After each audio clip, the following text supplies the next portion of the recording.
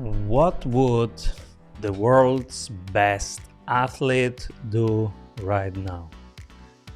What would the world's best CEO do right now? What would the world's best parent do right now? These are three questions that I ask myself all the time, especially when things get rough. And one of the books that has inspired me over the last years is Chasing Excellence by Ben Bergeron.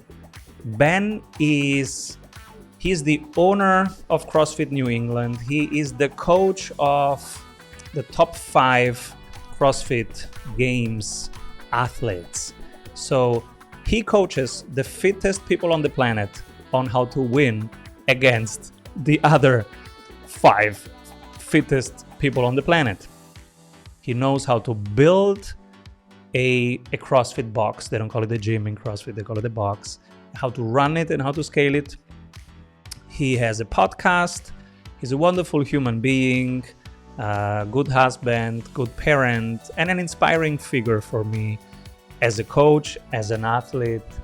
And I want to share about his book. There is also one thing where I've changed my mind completely, so I disagree with Ben on one thing, and the rest is just a very good, solid book, not just for athletes, but for everybody who wants to sustain peak performance, competitive performance across a longer time. Now, this book is not for you if you want to be in the top 10%. This book is for you if you want to be in the top 1%. What's the difference? If you want to be in the top 10%, you strive for balance. If you want to be in the top 1%, you strive for excellence. And that's exactly the difference, right? Winning the CrossFit Games means that you are top 1 in multiple disciplines and not top 10%, top 1%. So it's a huge difference how you plan the event, the race, and how you execute the daily training.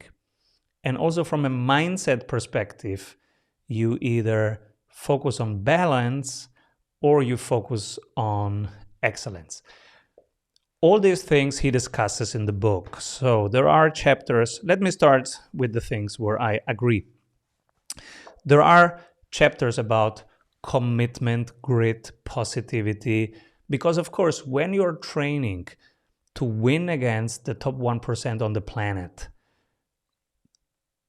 how do you make a difference, right? They are also training hard. You can train hard. You can train harder. They are also training harder. So what actually makes the difference? And he shows in grit, in commitment, in positivity that the difference is perseverance. And the difference is actually mindset. So it starts with mindset. That's why he sits down with his athletes. He spends days with them. He doesn't just create a training plan and send it via Garmin or via email. He literally spends time with them. He reads books with them, to them. He discusses with them. He's there, present, and also emotionally present for the journey that is being in the 1% top. So he talks about the process, what is in your control, what is not in your control, the few things that if you focus on those things, they actually move the needle forward most. He talks about sleep, he talks about diet. The things that if you just tweak them a little bit, you will have much more of an impact into the overall. And then, of course, competing, preparing for the competition, and actually winning, and how to maximize every minute if you are busy because you're also a parent or a CEO and not just an athlete, and you're juggling many things, how to make it, realistic to train to be there. So those are the things that are amazing about the book. One thing I have changed my mind about since reading the book. I do not anymore, and that's related to the next book that I will present. I do not anymore maximize for optimization. I do not strive for max performance anymore.